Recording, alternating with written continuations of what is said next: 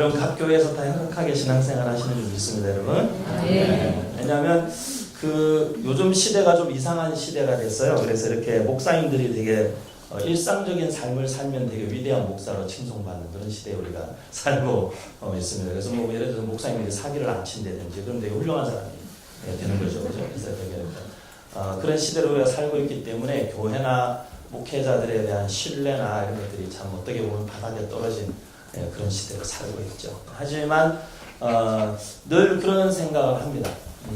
저는 이렇게 뭐 페이스북도 하고 이렇게 SNS도 많이 하는 편인데요.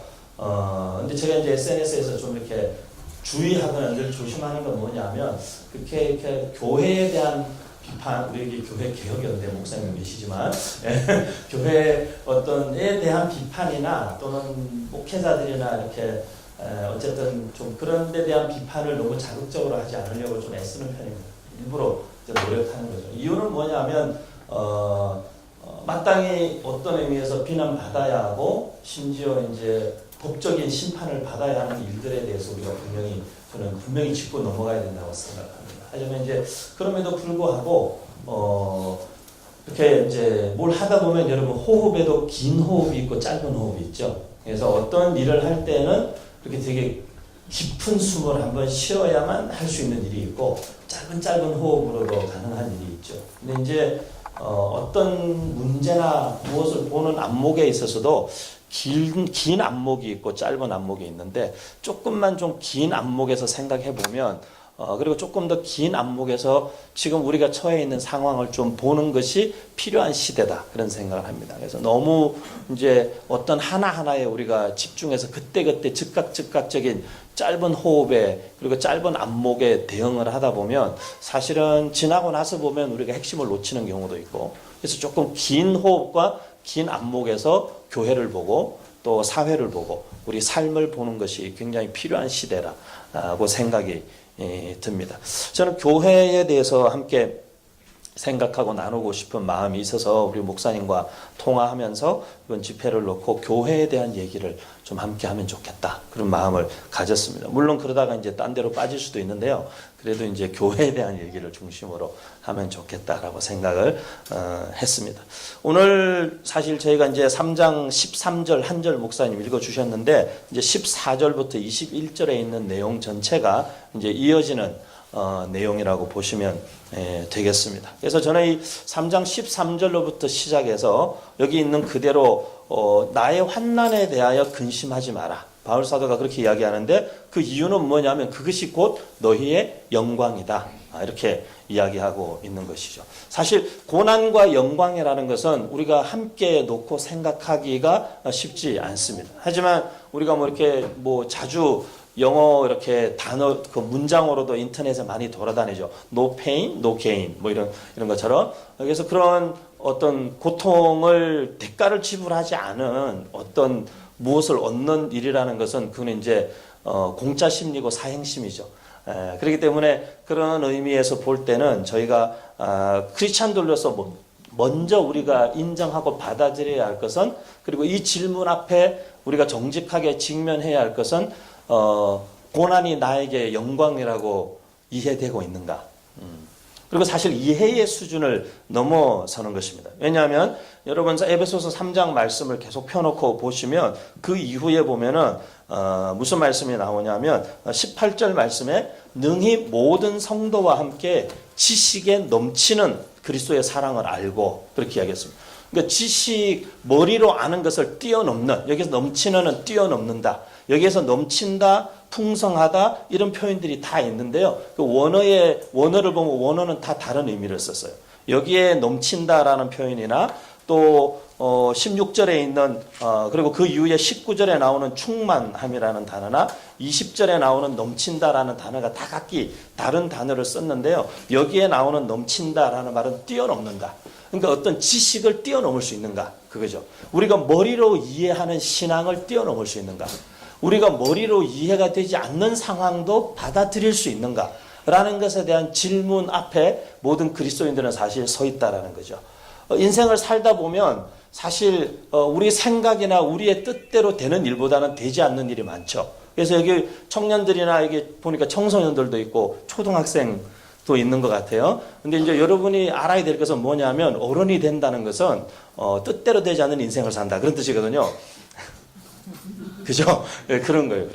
그런 거죠. 그렇기 때문에 사실 어릴 때는 괜찮아요. 왜냐면 부모님들이 이렇게 젊은 애들 말로 이렇게 카바를 많이 쳐주거든요. 쳐주기 때문에 괜찮은데, 한 가지 제가 미리 말씀드리고 싶은 것은 제가 이제 청소년, 청년들 집회만 한 20년 계속 했기 때문에 이렇게 용어가 조금 어른들이 들으실 때 화들짝 놀만한 용어가 어쩌다가 튀어나올 수 있는데 그럴 때는 어떻게 이제 정리를 하시면 되냐 하면 제 설교를 들으면서 약간 마음에 부대낀다. 그러면 내가 늙었구나. 그렇게 생각하시면 됩니다. 근데 이제 쏙쏙 잘 들어오면 역시 나는 젊구나. 예, 그렇게 생각하시면 되겠습니다. 근데 이제 부모님들이 이렇게 딱 이렇게 카바를 쳐주는 게 있어요. 그러니까 제가 그래도 미국 유학한 사람인데 이렇게 카바를 쳐준다 이런 표현 쓰면 안 되는데 그러니까 이렇게 막아주는 게 있어요. 그러니까 어릴 때는 자기가 어떤 시간을 지나가고 있는지 나름대로는 힘들어요. 제가 청소년들 상담해보면 애들은 애들 나름대로 심지어 죽고 싶을 때가 있어요. 정말 살기 싫을 때가 있고 진짜 이 문제가 자기에게 인생 진짜 끝날 것 같은 그런 느낌으로 다가올 때가 있어요. 그렇기 때문에 부모님들이 이제 네가 뭐 그렇게 힘드냐? 뭐 엄마 아빠가 다 하고 있는데 그렇게 생각할 문제는 아니지만 그럼에도 불구하고 아이들에게 그런 시간들이 있지만 부모님들이라는 그 사실은 이 소위 우산이 있죠. 이렇게. 그래서 진짜 심한 비는 부모님들이 대신 맞아주시죠. 하지만 이제 아이들이 어른이 되기 시작하면서부터는 본인 스스로가 그 우산 밖으로 자기가 나오고 또 자기가 낳은 자식에게 그 우산을 씌워줘야만 되는 시간을 맞이하게 되죠. 근데 저는 그건 것 같아요. 결국 성장한다라는 것은 어른이 된다 그리고 성숙한다라는 것은 결국에는 사실 고난에 익숙해진다. 그런 뜻인 것 같아요. 아닌가요? 고난에 익숙해지는 것 같아요. 우리 목사님들이 목회 이렇게 하시는데 저도 목사의 아들로 태어났고 목사로서 목회를 20여 년 넘게 해오면서 제가 결국 느끼는 건 그거예요. 목사로서 산다는 것은 그냥 고난 받는 것을 일상화하는 것이구나. 그런 생각을 합니다. 고난의 일상화. 그리고 고난의 어떤 뭐라 그럴까요? 고난이 취미가 되는 그런 어떤 삶이 결국에는 목사의 삶이 아닌가 그런 생각을 하게 되거든요. 결국은. 그렇기 때문에 사실 그리스도인으로 산다라는 것의 의미 그리고 그 그리스도인들이 함께 모여 그리스도의 몸의 지체로서 교회로 산다라는 것의 의미 그리고 그 교회가 어떻게 진짜 하나님의 영광과 하나님의 능력과 그 에베소서 3장 14절 이후에 보면 두 가지를 계속 이야기하는데 그 어떤 하나님의 그 영광, 그분의 영광의 그 풍성하심, 그분의 그 영광의 풍성하심과 그분의 그 능력에 넘치는 능력, 그 두나미스라는 그 사도행전 1장 8절에 썼던 너에게 권능이 임하시면이라고 말했을 때 이 두나미스라는 되게 폭발적인 그냥 이렇게 찔끔찔끔 하는 게 아니라 폭발하듯이 어떤 상식을 뛰어넘는 어떤 그런 하나님의 능력과 그 영광을 경험하는 교회와 성도로 살기 위해서 우리에게 필요한 것은 뭐냐라고 했을 때 사실은 고난을 이렇게 끌어안을 줄 아는 힘이라는 거죠. 그 고난을 끌어안는 힘이 있을 때에 교회는 사실은 그 고난을 뛰어넘어 사실은 충만한 가운데로 간다는 것이에요. 그것을 넘어서는 세상이 알 수 없는 이해할 수 없는 교회의 모습과 성도의 삶으로 기꺼이 나아간다는 것이죠. 저는 이제 어제도 신년이기 때문에 저희 부모님이 한국에 와 계신데 왜 한국에 와 계신다고 표현했냐면 저희 부모님이 이제 한국에서 목회를 오래 하셨어요. 그래서 한 30년 목회하시고 이제 아버님이 개척하셔서 굉장히 크게 성장한 교회에 담임 목사로 계시고 건축도 다 마치시고 제일 전성기 때에 아버지가 19년이 딱 됐는데 저희 아버지가 좀 별난 분이거든요. 교회에 폭탄 선언을 하셨어요. 나는 원로 목사 안 하겠다. 그리고는 이제 19년째 교회를 사임하셨어요. 그리고 두 분이 교회에서 파송도 받지 않고 자비량으로 선교사로 나가셨어요. 그래서 중국에서 한 2년 중국의 지하신학교에서 정말 공안의 감시를 피해가면서 어렵게 사실 하시다가 그 신학교가 결국 공안에 발각이 되고 이제 학교 문을 닫게 되고 그 즈음에 하나님께서 저희 부모님을 캄보디아로 캄보디아 사람들을 홍콩에서 집회하시는 동안에 만나게 되고 그 캄보디아에서도 제일 캄보디아 여러분 킬링필드라는 거 아시죠? 이 캄보디아의 공산혁명 해가지고 자기 동족을 300만을 학살한 공산혁명군들이 있어요. 폴포트라는 사람을 우두머리로 해서 그 밑에 크메르 루즈라는 공산혁명군들이 있는데 이 사람들이 자기 동족들을 학살하고 하다가 결국에는 베트남 공산당에 쳐들어와가지고 왜냐하면 같은 공산당에 봐도 너무하는 거예요 얘들이. 쳐들어와가지고 전쟁에 나가지고 쫓겨가지고 캄보디아에서 태국 저 북서쪽 국경에 파이린이라는 도시가 있습니다. 파이린이라는 도시는 보석이라는 뜻인데 거기는 가면 그 땅에서 보석이 나요. 굉장히 유명한 세계의 사실은 보석 산지 중에 하나였어요. 제가 거기 한 6년 전에 제가 처음 가봤는데요. 가니까 식당에서 밥 먹고 있는데 어떤 아저씨가 와가지고 이렇게 탁 열어서 보여줘요, 상자를. 딱 오니까 다이아몬드가 수북하게 있는 거예요. 그리고 루비, 사파이어 이런 게 있는데요. 제 엄지 손톱만한 큰 이런 루비 하나가 그때 당시에 막 20불 주면 살 수 있었어요, 달러로. 20불 주면 살 수 있어가지고 너무 좋아서 50불씩 주고 큰 루비 하나하고 작은 거 2개. 또 와이프를 사랑하는 마음에 이 루비 큰 걸로는 목걸이를 만들어주고 작은 거 2개로는 귀걸이를 만들어주자 사왔어요. 50불. 너무 빨간색 정말 루비, 진짜 루비예요. 뭐 짝퉁을 사와서 아니고 진짜 사왔어요. 근데 한국에 가져왔는데 세팅비가 너무 많이 드는 거예요. 아직도 그냥 있어요. 그래서. 아직도 그냥 있어요. 근데 이제 그런 거예요. 근데 거기에 이 크메르 루즈 잔당들이 다 몰려가가지고 거기가 캄보디아가 거의 열대지방의 평지예요. 근데 거기는 산으로 다 둘러싸여 있어요. 그래서 산 전체에 지뢰를 다 뿌리고 온 그 도시를 돌아서 모든 도로와 길, 산에다가 지뢰를 다 뿌리고요. 그 마을로 들어올 수 있는 유일하게 다리 하나를 그 콘크리트 다리는 거 다 콘크리트 다리는 다 폭파시키고 나무로 다리를 놔서 군용 트럭이나 탱크나 이런 것들은 넘어오지 못하도록 해놓고 그 길목에 탱크를 갖다 놓고 지키면서 자기들만의 요새를 만든 거예요. 그리고 거기서 나는 보석으로 이 사람들은 소위 말하면 이제 군자금을 충당하고 자기들의 생활을 하고. 근데 그 크메르 루즈의 지도자들이 저희 아버지에게 요청을 한 거예요. 이 사람들이 캄보디아에서도 고립된 상태로 20-30년을 지내다 보니까 너무 피폐해진 거예요. 그러다 보니까 이 사람들이 저희 아버지한테 요청을 당신이 만약 우리에게 와서 병원을 세우고 우리 아이들에게 교육을 시켜준다면 와서 교회를 세워도 좋고 복음을 전해도 좋고 우리 아이들에게 성경을 가르쳐도 좋다. 공산당들이 그렇게 얘기한 거예요. 저희 아버님이 그곳에 들어가셔서 18년을 사역하시다가 한국 선교사로는 최초로 거기에 들어가신 거예요.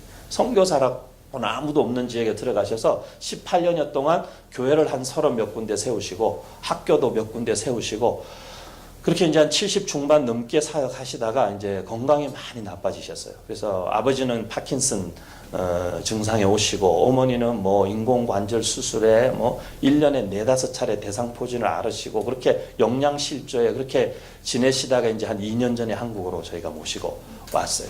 그리고 이제 저희 매형 저희가 사남매인데 저희 누나하고 매형도 선교사고 매형은 목사님이고 저희 삼형제도 다 목사예요. 근데 저희 누나하고 매형이 원래는 비즈니스를 했는데 태국 방콕에서 비즈니스를 다 정리하고 부모님 계신 선교지로 누나하고 들어갔고 근데 들어가서 저희 매형이 1년 만에 사실은 이제 막 혈변을 보고 이렇게 해가지고 병원에 갔더니만 한국의 큰 병원에 빨리 가보라고. 그래서 한국에 나왔는데 병원에서 이제 대장암 말기 진단을 받았어요. 그래서 이제 한 6개월 정도밖에 살지 못한다고. 그렇게 진단을 받고 이제 서울의 세브란스로 와서 뭐 항암 치료를 하고 수술을 벌써 항암 수술을 2번 이상 받고 항암 치료를 벌써 2년째 받고 그렇게 했는데 최근 한 3개월 전에 병원에서 이제 어려울 것 같다. 그래서 뭐 처음 6개월 했는데 한 2년까지 왔죠. 그래도 근데 이제 앞으로 뭐 길면 3개월이다. 그렇게 얘기하고 병원에서 나왔다가 더 나빠져서 다시 병원에 들어갔는데 이번에 나올 때는 병원에서 이제 오시지 말라고. 이제는 앞으로 병원에 오셔도 더 이상 해드릴 게 없다. 그랬어요. 그래서 이제 어제 신년이고 해서 저희 부모님도 모시고 식사하고 저희 매형하고 누나가 용인에 있는 기흥에 있는 성교관에 머물고 있는데 저희 이제 식사하고 매형 이제 신방을 같이 갔어요. 그래서 가족들이 함께 모여서 매형을 위해서 기도하고 그렇게 이제 하고 왔어요. 근데 이제 그런 거죠. 부모 자식이 다 하나님 앞에 목사로 선교사로 삶을 드리고, 그것도 아무도 안 가려는 그 공산혁명군들이 있는 오지에 가서 섬기고, 매형도 잘 먹고 잘 살고 태국에서 한진해운 주재원으로 나가가지고 뭐 90평 막 수영장에 막 서비스 레지던스에 살면서 애들 다 영국 학교, 제일 좋은 영국 학교 보내고, 그랬던 사람이 자기 사업 다 접고 부모님 선교지를 가겠다고 신학하고 들어갔는데, 들어간 지 1년 만에 대장암 말기에 한국에 와서 치료 받았는데 안 되고. 근데 사실 저희 부모님 평생 목회하시면서 고신이라는 보수적인 교단의 목사님이셨지만 하나님의 은혜를 많이 주셨는지 성도들 중에 아픈 사람들이 있으면 이렇게 기도하면 병이 자꾸 낫는 거예요. 그래서 뭐 암 환자도 낫고 수없이 많은 암 환자들이 치료받고, 뭐 디스크로 꼼짝 못하던 사람들도 그냥 기도받고는 걸어다니기 시작하고, 저희 교회 옆에 이렇게 창고 같은 게 있었는데, 이렇게 방송실 옆에 창고에 사람들이 놓고 간 휠체어, 목발 이런 게 막 있었어요. 목발 짚고 왔다가 놓고 그냥 가고, 막 휠체어 타고 왔다 그냥 가고, 그러니까 좀 가져가지 다 놓고 가가지고 저희 교회 그것만 모아놨었어요. 이렇게 나중에 저희 아버지가 나중에 전시관을 만들어야 되나 이런 말씀하실 정도로. 그런데 막상 우리 가족이 아픈데 하나님 안 고쳐주시는 거예요. 그 여러분 받아들일 수 있겠어요? 평생을 다른 사람들을 위해서 기도했고, 아프다는 사람이 있으면 비행기 타고 가서라도 기도해 주셨고, 뭐 헌금 한 푼 받아본 적 없고, 하나님이 많은 기적적인 치유와 역사를 행하셨는데, 막상 우리 가족, 우리가 정말 사랑하는 매형, 어제 우리 조카애가 서울에 둘째 조카가 있는데, 둘째 조카가 여자애인데 어제 같이 예배하고 기도하는 내내 우는 거예요. 저 뒤에서 눈시울이 붉어져가지고 계속 그냥 눈물을 흘리는 거예요. 그리고 그 조카애가 착해가지고 저희 아버님이 캄보디아에서 처음 나오셔서 식사하시는데 파킨슨 증상이 오셔서 손발을 너무 심하게 떠셔가지고 더 이상 사역이 안 돼서 나오셨거든요. 근데 같이 식사를 하는데 저희 아버지가 식사를 못 하시는 거예요. 왜냐하면 숟가락으로 밥을 떠셔서 이렇게 가는데 입에 가는 동안에 밥이 다 떨어져 버리는 거예요. 그래서 젓가락으로 반찬을 집어서 들고 가는데 손이 뜨니까 반찬 다 떨어져 버리고 식사를 못 하시는 거예요. 근데 그 조카애가 옆에 앉아서 막 울면서 눈물을 줄줄 흘리면서 아버지 밥 숟가락 위에다가 지가 반찬을 얹어드리고 손을 잡아서 식사를 하게 도와드리고 그런 애거든요. 어제도 자기 아빠가 이제는 완전 피골이 상접한 상태로 그냥 그렇게 침대에 앉아서 기도받고, 근데 제가 조카가 계속 우는 건 너무 가슴이 아팠지만 제가 저희 누나나 매형을 보면서 지난 2년의 세월을 투병하는 동안에 제가 저희 누나와 매형을 보면서 제 마음에 한 가지 생각이 들었어요. 그게 뭐냐면, 야, 너네는 진짜 예수쟁이구나. 그 생각이 들었어요. 진짜 매형도 누나도 진짜 그리스도인이다. 왜냐하면 단 한순간도 하나님을 원망한다든지 하나님 왜 우리는 안 고쳐주시냐라든지 그런 말을 하는 적이 없어요. 지금도 호호 깔깔 누나랑 매형, 저희 매형이 굉장히 유머 감각에 뛰어나거든요. 그래서 사람들을 잘 웃기고 재밌는 말도 잘하시고 그런 사람. 근데 지금도 역서요. 지금도 여전히. 어제도 매형 얼굴을 보니까 너무 평안한 거예요. 너무 평안한 거예요. 저는 그런 것 같아요. 우리가 진짜 하나님이 왜 영광이라는 단어를, 그리고 왜 하나님의 영광을 우리가 보고 예배는 하나님의 영광을 경험하는 것이고, 왜 이런 영광이라는 되게 추상적인 이런 개념들을 성경에서 계속 이야기하셨을까? 그리고 구약에서는 더 자주, 더 강력하게 하나님의 영광이라는 게 우리하고 무슨 상관이 있을까? 그리고 그 하나님의 영광이라는 것이 무엇일까? 그리고 그 하나님의 영광을 경험한다는 것은 우리의 삶에 어떤 영향을 주는 것일까? 무엇이길래 그 하나님의 영광을 무엇과도 바꿀 수 없다고 성경은 계속해서 말하는 것일까? 제가 볼 때는요, 그 하나님의 영광이라는 것을 한번 경험하고 나면 다른 모든 것을 사실 이길 수 있는 힘이 거기에서부터 오기 때문에 그래요. 세상에서 말하는 그런 영광, 하나님의 영광이라는 것과는 비교도 할 수 없는, 여기 우리 학생들이 있는데, 청소년들이 있는데, 여러분 잘 들으세요. 세상은요, 부모님들도 잘 들어보세요. 제가 오늘 목사님들한테 약간 예고편처럼, 제가 원래 교육 나름의 전문가인데 교회 얘기하다가 교육으로 빠질 수도 있으니까 좀 양해해달라고 그랬는데 약간 양념만 쳐보겠습니다. 근데 여러분 생각해 보세요. 우리 아이들이 열심히 공부해요. 아이들이 열심히 공부해요. 초등학교, 중학교, 고등학교 학원 다니고 열심히 공부해요. 그래서 뭐죠? 그래서 애들이 얻는 게 뭐죠? 열심히 공부해요. 그렇게 해서 뭐를 얻는 거예요, 아이들이? 아이들이 초중 고등학교로 열심히 공부하지만 결국 그 아이들이 얻는 건 뭐냐면 결국 그 아이들이 얻는 건 세상이 정해놓은 기준에 따른 등급이에요. 너는 1등급, 너는 2등급, 너는 3등급. 그래서 제가 청소년들이나 부모님들 교사 특강, 부모 특강 이런 거 할 때 얘기합니다. 여러분, 우리 애들은 한우 소고기가 아니에요. 근데 왜 애들한테 등급을 매기는 거죠? 1등급, 한우 1등급. 이런 거 우리 그 등급에 따라서 가격 매기고. 세상은 그런 제도예요. 우리 아이들이 그렇게 해서 등급을 따라서 대학을 가요. 대학 공부를 마치고 졸업하고 세상에 나가면 세상은 우리 아이들에게 뭘 매길까요? 아이들의 인생의 가격을 매기는 거예요. 너는 한 3,500. 너는 우리가 한 4,000 정도? 너는 5,000 주기는 좀 아깝다. 이 세상은 우리의 인생의 등급과 가격을 매겨요. 그 시스템으로 인간을 봐요. 근데 하나님의 사람들은 그런 등급과 가격을 따라 사는 사람들이 아니에요. 하나님의 사람들은 그런 세상의 등급과 가격의 시스템이 감히 그 카테고리 안에다가 집어넣을 수 없는 그 삶의 어떤 가치라는 것을 그 가치를 위해서 사는 존재들인데 그렇기 때문에 세상이 그 가격과 등급으로 우리에게 다가올 때 우리가 그 가격과 등급을 뛰어넘는 어떤 가치를 우리 안에서 꺼내놓지 못하면 우리는 세상을 이길 수가 없는 거예요. 그리스도인들이 세상을 이기고 교회가 세상을 이기는 방법은 뭐냐? 그건 세상의 시스템 속에서 세상의 시스템을 따라서 세상의 구조를 따라서 사는 삶이 아니라 오히려 그것을 뛰어넘을 수 있는 교회, 그것을 뛰어넘을 수 있는 그리스도인의 삶에 하나님의 영광이라는 가치가 투영될 때 거기에 능력이 있고 거기에 승리가 있는 거예요.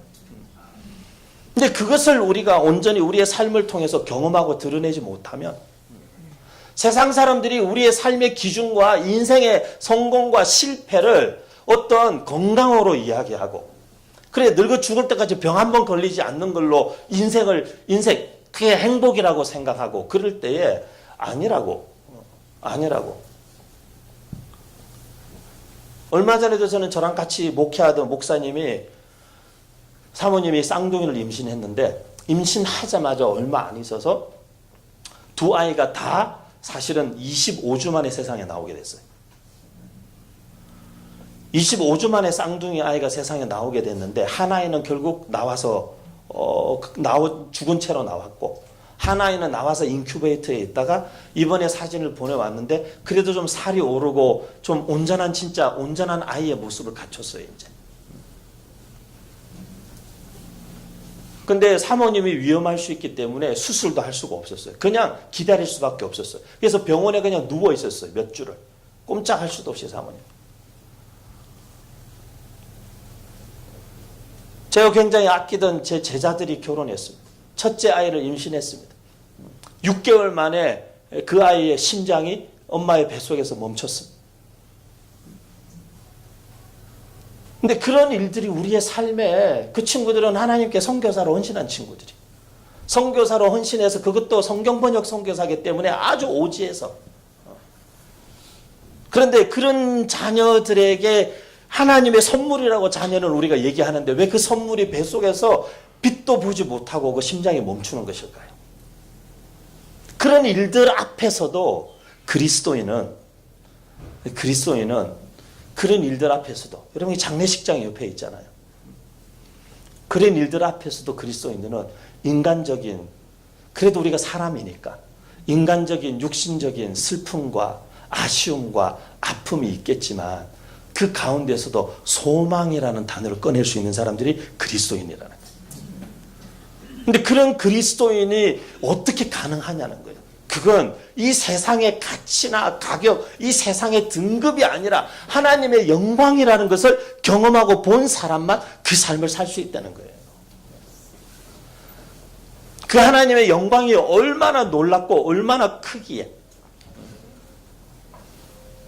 그 하나님의 영광의 풍성함을 따라 하나님의 영광의 풍성함을 따라 우리의 속사람을 능력으로 강건하게 하시고 우리가 예수 믿으면서 우리 인생이, 우리 심령이 막 요동칠 때가 있죠. 요동칠 때가 있는데 그렇게 요동치지 않는, 우리가 굳건하여지고 견고하여지는, 똑같은 표현인데요. 3장 16절 17절에는 너희의 속사람을 하나님께서 성령으로 말미암아 능력으로 강건하게, 굳어지게, 견고하게 하시고, 17절에도 그리스도께서 사랑 가운데에서 뿌리가 박히고 터가 굳어지게 하셔서, 그래서 쉽게 뽑히거나 쉽게 넘어지거나 쉽게 흔들리지 않도록 하는 비밀, 그 비결이 어디에 있느냐? 그건 그분의 그 영광의 풍성함 안에서, 그 영광의 풍성함이 무엇인지를 우리로 알게 하시는 성령의 은혜, 하나님 아버지의 사랑 안에서 우리가 누리는 그 확신, 그 담대함만이 우리를 그렇게 요동치는 신앙생활이 아니라, 우리가 너무나 영광스러운 것을 봤기 때문에 그 나머지 시시한 영광들에 대해서 우리의 마음을 그냥 비울 수 있는 거예요. 교회가 하나님의 영광에 집중해 있으면 교회 안에 사람들이 사소하고 자잘한 영광을 위해서 서로 자리 다툼하지 않습니다. 교회의 리더십들과 직분자들이 정말 하나님의 영광을 보았고 그 하나님의 영광을 따라 신앙생활을 하는 사람들이면 교회 안에서 작은 자리, 작은 누가 알아주고 못 알아주고의 문제로 섭섭해하지 않습니다. 왜? 하나님의 영광을 보았기 때문에. 그 앞에 이것이 아무것도 아니라는 것을 우리가 알기 때문에. 저는 여러 교회를 거쳐왔습니다. 대형 교회도 있었고, 미국에서도 이민교회 중에는 그 당시 그래도 규모가 제일 컸던 이민교회도 섬겼고, 한국에 와서도 큰 대형 교회를 섬겼고, 중형교회 담임 목사도 해봤고, 그리고 개척에서 지난 9년 세월을 개척해서 하나님께서 그 삶을 어떻게 인도하시는지 그 모든 여정을 다 걸어와 봤습니다. 근데 제가 교회에 있으면서 여러 교회를 거치면서 어느 교회라고 말을 할 수는 없지만, 진짜 장로님께서 물론 잘못했어요. 장로님한테 그렇게 하면 안 되죠. 근데 장로님도 아니고 장로님의 부인 권사님이 교회 요람에 빠졌어요. 교회 요람에. 섭섭하시죠. 네, 섭섭하시죠. 근데 그걸 가지고 교역자의 인격을 막 폄하하고, 교역자에게 교역자실에 찾아와서 인신공격을 하고, 그럴 문제는 아니죠. 요람의 빈자리에다가 사진 하나 붙여드리자고 그렇게 하면 되는 건데, 교인이 한두 명이 아니거든요. 잘못했어요. 우리 목사님이 진심을 담아 사과도 했어요. 장로님 너무 죄송하다고, 권사님. 그렇다고 그걸 가지고 교회를 다 뒤집고 교회를 떠나겠다, 이런 정도는 아니죠. 그죠? 여러분은 다 그런 분 아니신 줄 제가 믿습니다. 여러분. 왜냐하면 우리가 진짜 무엇을 위해 사느냐는 보면 아는 거예요. 우리가 무엇에 흥분하고 우리가 무엇에 반응하는지를 보면 우리는 그것에 비중을 두고 사는 존재들이에요. 사실 우리가 그것에 우리의 삶의 무게와 그것에 우리의 삶의 가치와 그것에 우리의 삶의 기준을 두고 삼지 않으면 그런 것들에 대해서 그냥 허허 웃고 넘길 수 있어야 돼요. 우리가 정말 하나님의 영광이라는 것을 보고 비교할 수 없고 말로 표현할 수 없고, 그래서 말로 표현할 수 없고, 우리가 찬양을 많이 부르지만, 아까도 불렀지만 우리가 찬양을 하지만 그걸로 다 고백할 수가 없는 거예요. 그래서 우리가 부르는 찬양 중에도 다 표현 못해도, 다 알 수 없어도 그 사랑 얼마나 아름다운지, 그 사랑 얼마나 부유하고, 그 사랑 얼마나 크고 놀라운지 표현이 안 돼요. 말로 표현할 수 없어요.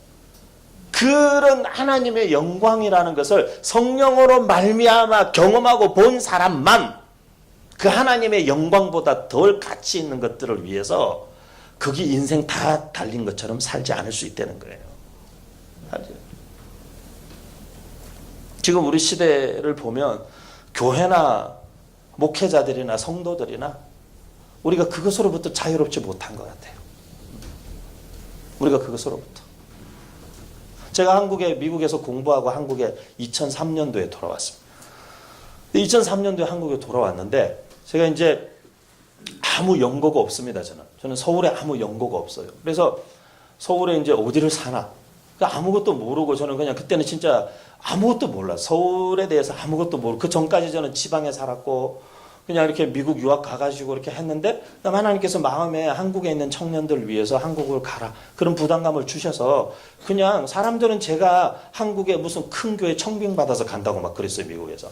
왜냐면 미국에서 워싱턴 지구촌 교회라는 소위 말해서 이민교회 대표적인 교회에 있었고 미국 코스타 사역도 하고 이렇게 하고 있었기 때문에 그리고 거기서도 20대 전도사로 있으면서 목사 안수 받기까지도 이미 청년들 집회를 막 미국 전역에 다니고 그랬으니까 제가 한국 간다니까 윤 목사님이 한국에 어느 큰 교회 청빙받아가나 보다. 아니었어요. 그냥 하나님께서 한국 가라. 일주일 동안 거의 잠을 못 잤어요. 한국 가야 된다는 부담감 때문에. 그러다가 제가 제 멘토 목사님 만나가지고 목사님 제가 마음에 계속 이런 부담이 있는데 저 한국 가야 될 것 같습니다. 근데 제 멘토가 되는 목사님께서 첫 마디에 윤 목사님 한국 가는 게 맞는 것 같다.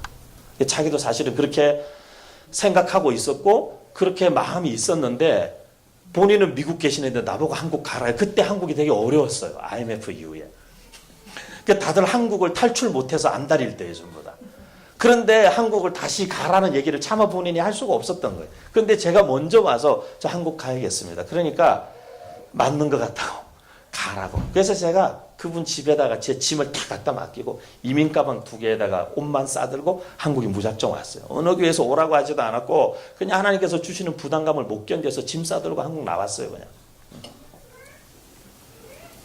근데 한국에 와서 그냥 자리 보니까 한국에 오니까 뭐 갈 데가 없더라고요. 어디 집도 하나 없고 가족이 여기 있는 것도 아니고 부모님 선교지에 계시고 뭐. 근데 제 동생이 서울에서 제 동생들도 둘 다 총신신대원 졸업하고 합동청 목사인데 제 동생이 그때 서울에서 목회하고 있었어요. 그래서 제 동생이 저보고 형 그러면 여기 좀 와 있으라고. 그때 당시 결혼하지 않은 여자친구 자기 여자친구 집에 저보고 와 있으라는 거예요. 근데 물론 이제 그 친구하고 저희가 주일학교 때부터 같이 자랐어요. 주일학교 때부터 같이 자라고 저희 동생을 14년을 사모해서 결혼했어요. 그런데 지금은 저희 재수씨가 된 그 친구가 자기가 집을 아나운서 준비하는 MBC 아나운서 아카데미 지금 교수고 그런데 아나운서 준비하던 시절인데 자기는 고향이 진주인데 진주 집에 내려가 있으면 되니까 여기 계시라고. 그래서 이제 그 친구가 자기 방을 비워주고 제가 그 방에 한 2달인가 살았어요. 2달인가 살면서 하나님 어디에 저를 왜 한국 가라고 하셨습니까? 어디 있을 때라도 있어야죠. 근데 그러면서 제가 이제 서울을 왔다 갔다 하기 시작해서 그러다가 강남에 도산대로라는 길이 있습니다. 신사역, 3호선 신사역에서 영동대교 가는 그 넓은 길이 있습니다. 가다 보면 왼편에 도산 안창호 기념관이 있는 그 길이 있습니다. 근데 그 길을 제가 이렇게 지나가는데 저는 너무 기가 막힌 광고를 하나 봤어요. 너무 기가 막힌 광고를 하나 봤습니다. 그 광고에 뭐라고 써놨냐면 큰 빌딩 위에 엄청 큰 5개 광고판에 그렇게 써놨었어요. 뭐라고 써놨냐면 당신이 타는 차가 당신이 누구인지 말해줍니다. 이렇게 써놨어요. 그래서 제가 그 광고를 보는 순간에 사람들이 진짜로 믿나 저걸? 그래서 제가 진짜로 믿나? 그렇게 생각했어요. 그 이제 조금 시간이 지났어요. 근데 이제 제가 TV를 봤어요. 이렇게 TV를 보고 있는데 광고가 하나 나왔어요. 근데 이렇게 딱 이렇게 아파트 광고였어요. 아파트 광고를 딱 이렇게 하는데 무슨 캐슬 뭐 이런 거였어요. 근데 광고를 딱 했는데 광고 끝나고 나서 한마디가 뭐라고 나왔냐면 당신이 사는 곳이 당신이 누구인지를 말해줍니다. 미국 사람들은요, 한국 사람들 엄청 다 잘 사는 줄 알아요. 왜냐하면 막 팔레스에 살고 막 캐슬에 살고 막 이러니까 다 막 이렇게 성이나 궁궐에 사는 줄 알아요, 우리가. 응? 외국 사람들은. 우리는 왜 이렇게 이름을 다 그런 걸 붙일까요? 막 팔레스, 막 캐슬, 막 이렇게. 왜 그러는 걸까요, 우리는? 초가집 이런 거는 왜 안 붙일까요, 우리는? 그 약간 열등감의 표현 아니에요, 사실은? 그죠? 아니, 떳떳한 사람이야. 초가집에 살아도 떳떳한 거 아니에요? 허름한 잠바 하나 입고도 자기가 떳떳하고 가치 있는 사람은 잠바 아무 때나 그냥, 아무나 그냥 잠바떼기 걸치고 다니는 거죠. 그죠? 요즘 애들 다 롱패딩 입고 다니는데 패딩이 그거 뭐 보니까 5만 원부터 뭐 많더라고요. 지금 보니까 저희 아들이 이번에 패딩을 사달라 그래서 저렇게 딱 보다가 6만 원에 1+1 사줬어요. 아들 하나 있고 저 하나 있고. 그래서 제가 그거 입고 다니니까 지금 입고 다니는 패딩은 그거보다 좋은 건데 저랑 같이 동역하는 목사님이 사줬어요. 목사님들도 정장에는 저런 정도는 입어야 됩니다. 이러면서 우리 목사님이 하나 사줬어요. 그래서 그냥 입고 다니는 거예요. 근데 제가 감사한 거는 우리 아들이 중학교 1학년인데요. 아직까지 그런 게 별로 관심이 없어요. 그냥 겨울에도 여름 신발 신고 다니고 신발 끈이 이렇게 중간에 막 2-3개 끊어져 가지고도 그냥 그거 신고 다니고 뭐 사달라는 얘기도 할 줄 모르고요. 패딩이고 옷이고 그냥 사다 주면 뭐든지 그냥 고맙다 그러고 다 입고 다니고. 그래서 되게 감사한 것 같아요. 그래서 제가 너는 그래도 자존감이 되게 건강하다 아빠 닮아서 자존감 있는 는 되게 건강하다. 왜냐하면 그런 게 너의 가치를 제가 어릴 때부터 계속 얘기한 게 네가 입고 다니는 옷이 네가 누군지를 말해주지 않아. 너의 가치는 옷이 올려주는 게 아니라 네가 올리는 거야. 사람이 옷을 덕보는 게 아니야. 옷이 사람 덕보는 거지. 내가 입으니까 옷이 멋있어 보이는 거지. 다른 사람이 입어봐. 이거 별거 아니야. 그런 마음으로 우리가 살아야 되는 거잖아요. 아니에요, 여러분? 다들 우울하시군요, 보니까. 예수 믿는 사람들이 참 저는 제 멘토가 되는 목사님께 참 감사하는데요. 제 멘토가 되는 목사님 늘 그러셨어요. 예수 믿는 사람들은 냉수 한 그릇을 마시고도 배를 이렇게 두들겨 다녀야 된다고. 늘 그러셨어요. 특히 목사들이 하여간 냉수 한 그릇 마시고도 배를 딱 두들겨 다녀야 된다고. 그런 정도 그리스도 안에서 예수 그리스도로 만족하는 만족이 없이 살면 세상의 헛된 것들을 자꾸 쫓게 되는 거예요. 세상의 엉뚱한 것들로 만족을 자꾸 취하려고 하는 거예요. 인간의 욕구는 인간의 가슴에 어거스틴의 말처럼 있는 그 구멍은 하나님이 아니면 메꿀 수 없는 그 구멍을 다른 걸로 아무리 메꾸려고 해본들 메워지지 않아요. 그 구멍이. 하나님의 영광을 보고서만 우리의 인생의 비참함도 비루함도 연약함도 나약함도 모든 것들이 그 하나님의 영광을 보고서만 우리가 철저하게 우리가 어떤 존재인지를 알게 되고 그런 우리에게 그 영광을 기꺼이 그 영광의 본체이신 예수 그리스도께서 이 땅에 오셔서 우리 안에 들어와 사시기로 작정하신 그분의 그 은혜가 우리의 삶을 채울 때만 우리는 세상의 그 모든 기준을 뛰어넘을 수 있는 그리스도인의 삶이 가능해지고 교회의 삶이 가능해지는 거예요. 그 영광을 경험하지 못하면 우리는 계속 헛된 것들 때문에 하루에 일희일비하면서 사는 거예요. 일본의 어떤 사회학자가 그런 얘기했습니다. 인간은 살면서 계속 평수를 넓힌대요. 15평에서 24평, 24평에서 33평, 33평에서 45평, 45평에서 50몇 평, 50몇 평에서 60몇 평, 90평, 80평 빌라, 그리고 결국에 죽을 때 반평에 들어간대요. 반평. 옛날 무덤. 결국에 죽을 때 반평에 눕기 위해서 평생 평수 넓히는 거예요. 요즘에는 항아리에 들어가잖아요. 그래서 저는 유언을 했어요. 이미. 내가 죽거들랑 화장하는 거 오케이. 근데 항아리에다 넣지 마라. 나는 폐소공포증 있으니까 답답해서 안 된다. 그러니까 나는 이렇게 주님이 지으신 자연에다가 뿌려달라. 산에다가 넓은 산에 그냥 이렇게 뿌려달라. 그 뭐 항아리 갖다 놓고 뭐 항아리 보러 오겠어요? 뭐 하러 오겠어요? 그냥 넓은 산에다가 뿌려달라. 차라리 나무를 한 그루 심어달라 내 이름으로. 그리고 아들이 가끔 살다가 아빠 생각나면 그 나무 그늘 밑에 와서 나무에 등 대고 앉아가지고 사는 게 뭘까? 이럴 때 아빠라면 어떻게 하셨을까? 그런 생각하게 해달라 차라리. 그 항아리 그거 뭐 쳐다본다고 뭐가 나오겠어? 인간의 본질, 그것은 하나님의 영광을 보면 인간의 본질이 보이는 거예요. 인간의 본질이라는 것이 얼마나 사실 비루하고 우리가 하여간 온갖 걸 다 하잖아요. 막 땡기고 집어넣고 막 자르고 이렇게 다 하지만 인간의 본질이라는 것은 결국에는 흙으로 돌아가는 거예요. 제가 목회하면서 우리 교회 성도님의 어머니 묘를 이장하는 일을 한번 같이 예배하고 가서 했어요. 근데 가서 보니까 묘를 이장하는데 15년인가 됐대요.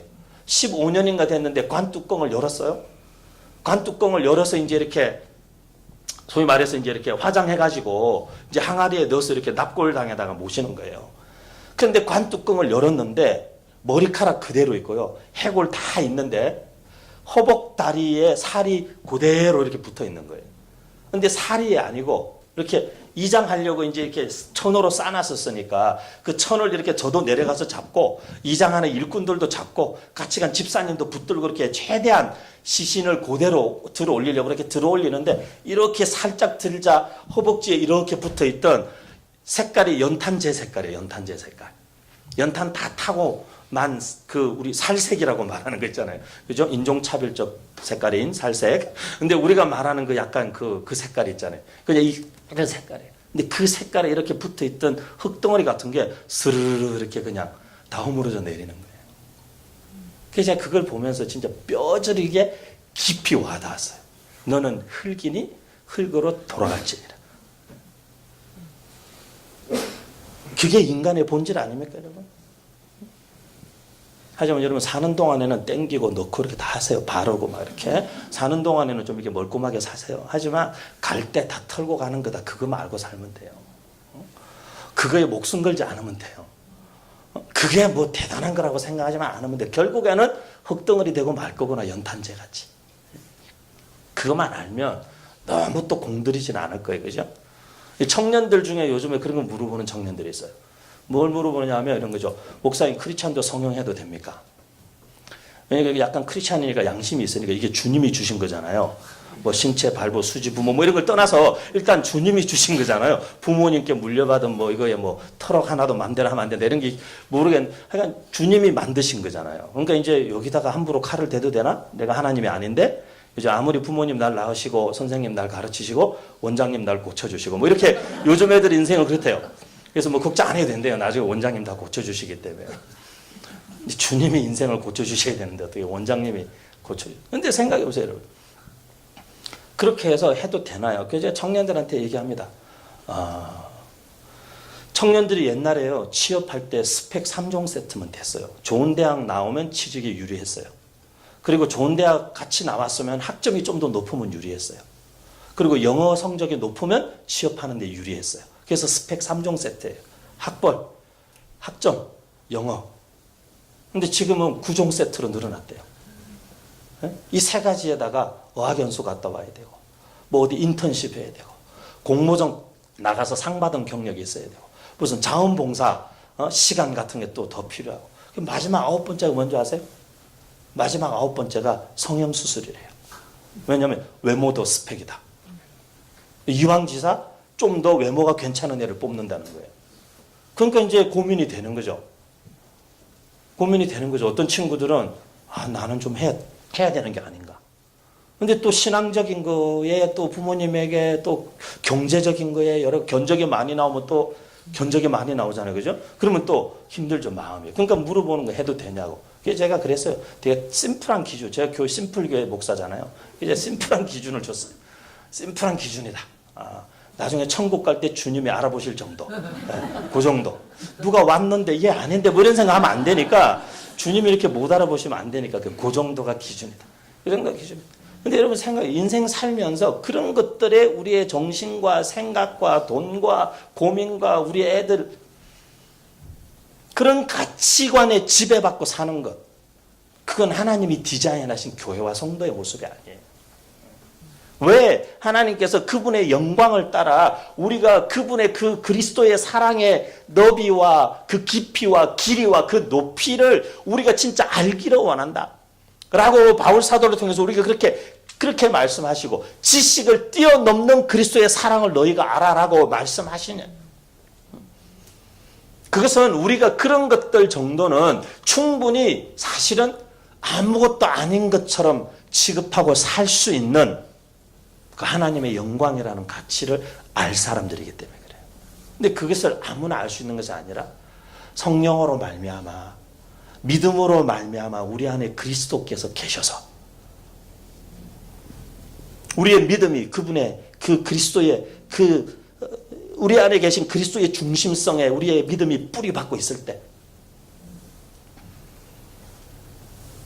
제가 볼 때는요 요즘에는 크리스찬들에 대한 시각이요 누가 믿음이 더 좋고 덜 좋고 이런 정도의 시기를 넘어선 것 같아요. 지금은 이제는 진짜 가짜의 시대에 접어들었어요. 진짜 그리스도이니까. 진짜 그리스도이니까. 내 삶의 어떤 시련과 고난 제가 어제도 우리 조카를 보면서 그런 마음이 들었어요.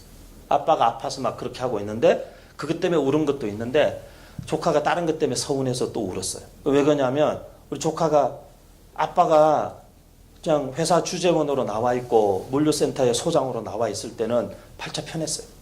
그리고 매형이 비즈니스 할 때는 회사 대표가 사장님이니까 제일 좋은 영국계 학교 태국에서 제일 좋은 영국 학교 다니면서 좋았어요. 그런데 아빠가 갑자기 선교사 하겠다는 거예요. 그리고 대학 공부는 이제 니들이 알아서 해라. 그래서 저희 조카가 한국에 와가지고 한국말도 서툰데 얘는 어려서부터 계속 1학년 때부터 그냥 계속 해외 살았기 때문에 한국말도 서툴고 근데 한국에 와가지고 아르바이트 하면서 이렇게 사니까 이제 힘든 거죠, 이게. 왜냐하면 손에 물 한 방울 안 묻혀봤고, 기사가 매일 아침에 학교 데려다 주는 차 타고 갔다 왔다 했었고, 그랬던 애가 갑자기 아르바이트해서 자기 생활비, 그리고 학비, 얘가 죽도록 열심히 공부해요. 되지도 않는 한국말로 한국 대학에서 죽도록 공부해가지고 성적 장학금도 받아야 되고. 왜냐하면 부모님이 엄마 아빠가 해줄 수가 없으니까. 그러니까 이번에도 성적이 굉장히 잘 나왔어요. 그래서 지금까지 다행히 몇 년 동안 거의 성적 장학금 받고 국가 장학금도 받고 지가 아르바이트해서 대학을 다 지가 해내고 있어요. 해내고. 근데 최근에는 영어 번역하는 알바를 누가 소개해 줬어요. 번역하는 알바를 조금씩 했는데 진짜 얼마 전에 제대로 큰 돈이 되는 알바가 들어온 거예요. 그런데 기말 시험 기간하고 겹쳐가지고 그걸 못한 거야. 그러니까 이제 그걸 가지고 엄마가 한번 이렇게 한마디 툭 던졌어요. 그냥 그거 했으면 될 텐데 하지 이랬는데 얘가 거기서 확 터져버린 거야. 이렇게. 자기들 안 하고 싶었냐 이거죠. 자기도 하고 싶었고 자기도 해서 그때 그렇게 그만큼 많은 돈을 받았으면 자기도 좋았지. 하지만 기말 시험에다가 아빠 병원에서 지금 오늘 내일 한다고 그러지. 얘가 그럴 정신이 없는 거예요. 얘도. 그런데 엄마가 그런 식으로 가족들 다 모인 자리에서 한마디 던져가지고 하여간 엄마들이란 그래가지고 죄송합니다 어머니들이 대부분들이신데 내일 안 오시는 거 아니에요? 근데 엄마가 한마디 툭 던진 거예요. 제가 어머니들한테 자주 말씀드리는데 어머니들 잔소리에는 권세가 없습니다. 오직 하나님의 말씀에만 권세가 있습니다. 잔소리 해봐야 소용없습니다. 역효과만 납니다. 잔소리 하지 마세요. 잔소리에 권세가 없습니다. 절대만 하나님의 말씀에. 그리고 여러분의 기도에 능력이 있는 거예요. 그러니까 제가 볼 때 기도하는 부모를 이기는 자식을 본 적이 없어요. 저희 다음 세대 사역만 20년 넘게 했는데요. 기도하는 부모를 이긴 자식이 없어요. 하여간 왜 기도하는 부모를 자식이 못 이길까요? 부모를 못 이기는 게 아니라 하나님의 손이 역사하시기 때문에 그래요. 이길 수가 없어요. 근데 여러분 생각해 보세요. 내가 정말 그 정도 가치, 내 마음이 요동치는 게 그 정도 가치, 그것에 요동쳐야 되는 것일까요? 아니에요, 여러분. 저는 사실 지금 이 시간이 저한테 굉장히 쉽지 않은 시간이에요. 1월 첫 주에 며칠을 여러분과 함께 말씀 나누는 시간. 제가 두 번째 책을 쓰고 있는데 이 책을 이제 마무리해야 되는 타이밍이에요. 근데 하여간 너무 진도가 안 나가가지고 매일매일 싸움하고 있어요. 책 원고를 붙잡고. 지금이 제일 사실 저한테 시간이 많이 필요한 때예요. 근데 제가 왜 기꺼이 우리 목사님 연락 주셨을 때 타이밍상으로 정말 어려운 타이밍인데 근데 제가 왜 사실 기쁨으로 오케이 했냐면 사실 소위 말해서 작은 교회, 제가 오늘도 그런 표현을 쓰고 싶지 않았어요. 근데 작은 교회들이 연합으로 모인다고 했기 때문에 저는 오히려 기쁨으로 응했어요. 근데 사랑하는 여러분, 저는 교회에서 나서 교회에서 자랐어요. 교회밥이 저를 키웠어요. 어려서 우리는 성미를 먹고 자랐어요. 성미라고 아세요? 우리 애들은 모르죠. 젊은 친구들, 청소년들. 청년들도 잘 모르죠. 이렇게 옛날에는 이렇게 어머니들이 교회 오실 때 쌀을 한 봉지씩 가져와가지고 이렇게 쌀통에다가 다 부어 놓으시면 그걸 갖다가 때로는 목사님이나 전도사님들 월급 대신으로 쌀을 주기도 하시고. 저희는 매일 밥이 좀 맛이 바뀌었어요. 이렇게 밥이 이렇게 약간 맛이 오묘한 그런 맛이었어요. 쌀이 다 이렇게 섞여가지고. 그런데 저를 보세요. 제가 뭘 먹고 자란 사람 같지 않잖아요. 성미 먹고 잘 자랐어요. 건강하게. 근데 여러분 생각해 보세요. 우리가 목회하면서 저희 아버지가 이렇게 교회에서 그렇게 자라면서 개척교회에도 아버지가 또 하시고 저희 아버지 아이가 아까 별난 분이어가지고 어느 교회를 목회해서 교회가 확 이렇게 한 5, 6년 되면 성장해요. 그러면 그걸 딱 놓고 또 어려운 교회로 가시는 거예요. 저희는 6년마다 이렇게 막 이렇게 천국과 지옥을 오갔다 그렇게 표현했어요. 저희 사남매끼리. 아버지가 교회가 확 성장해가지고 막 사택도 지어주고 막 70년대 80년대 우리 방 하나씩 다 있는 막 그런 사택 지어주고 그런데 그 집에 1년도 못 살고 아버지가 또 보따리 싸라는 거예요.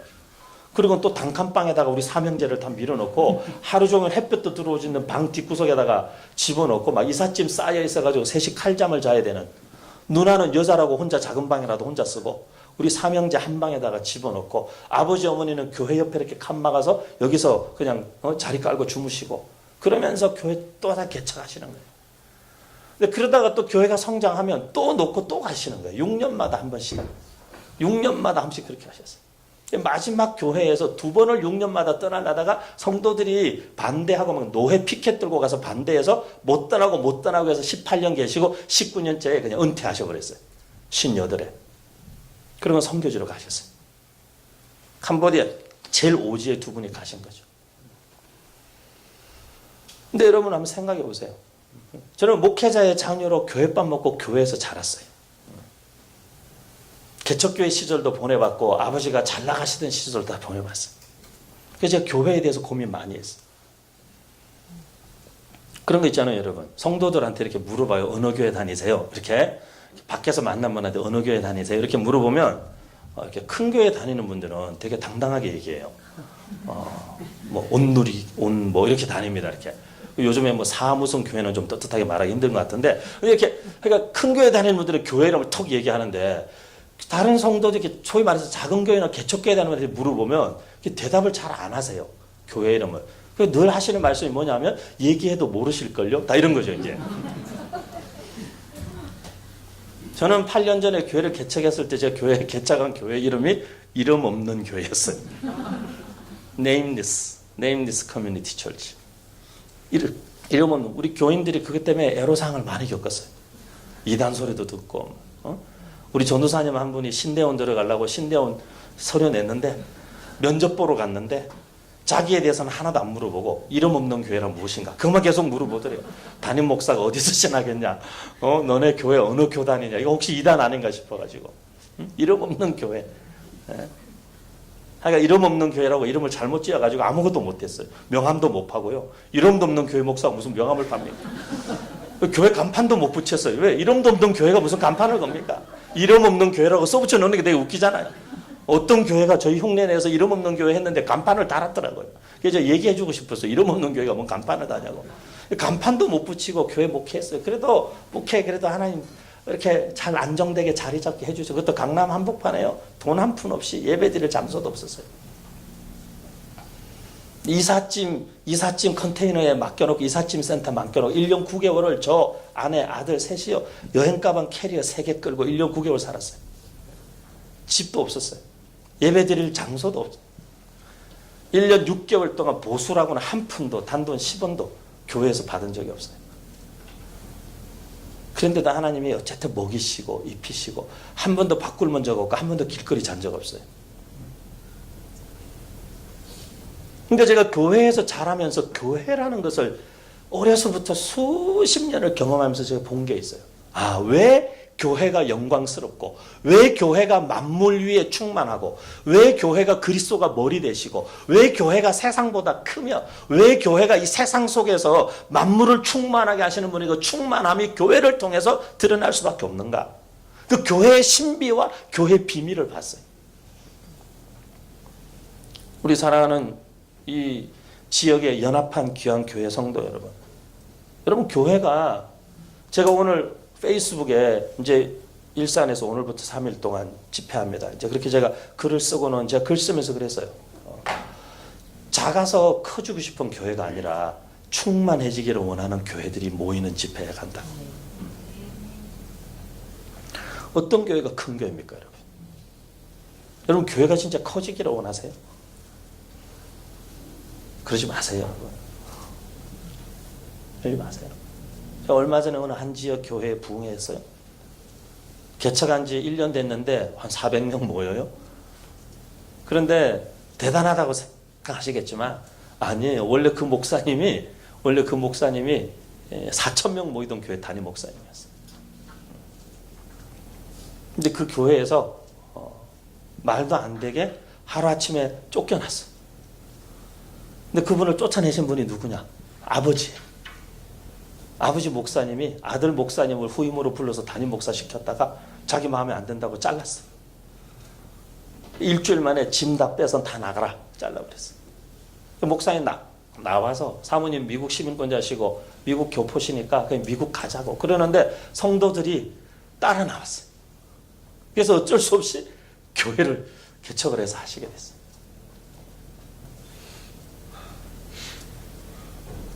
그 도시에서 제일 큰 교회예요. 450억 들여서 건물을 지었대요. 한 달에 융자금 이자만 2억 4천씩 낸대요. 이자만. 근데 그렇게 되고 나서 교회가 계속 어려워지면서 성도 수가 반토막 나고 헌금도 반토막 나고 건설사하고 재판 붙었는데 져서 60억 물어줘야 되고 교회가 곧 부도나게 생겼어요. 여러분 어떤 교회가 큰 교회일까요? 여러분 어떤 교회가 진짜 영광스러운 교회일까요? 큰 교회는 여러분 사람 숫자가 많은 교회가 큰 교회가 아닙니다. 그러면 큰 교회는 건물이 큰 교회가 큰 교회가 아닙니다. 큰 교회는 그 마음의 품은 그리스도의 영광을 체험한 크기가 큰 교회가 큰 교회예요. 그 안에 그리스도의 충만함과 그분의 은혜의 충만함을 그 은혜를 입은 사람들이 말 그대로 큰 사람들이죠. 세례 요한을 보고 누가복음 1장에 말씀하셨잖아요. 세례 요한을 보고 저는 주 앞에 큰 자라 이렇게 이야기하셨잖아요. 저는 주 앞에 큰 자라. 너희가 어떤 사람들을 보려고 나갔냐? 좋은 옷을 입고 호의호식하는 사람들은 왕궁에 있다. 세례 요한은 그런 사람이 아니었어요. 하지만 주님의 눈에 볼 때 큰 자는 누구냐? 세례 요한을 보고 그는 큰 자다 그렇게 얘기했어요.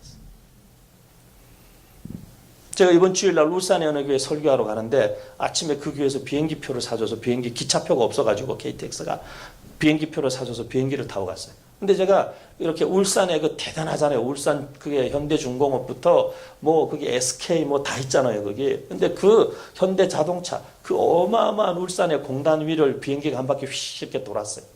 착륙하려다가 갑자기 돌풍이 불어서 다시 올라갔어요. 또 한 바퀴 돌았어요. 그래서 두 바퀴를 도는데 제 마음에 그런 마음이 들었어요. 하늘에서 내려다 보니까요. 하늘에서 내려다 보니까 다 소꿉장난 같아. 우리 아들이 어릴 때 갖고 놀았던 레고 블럭 같아.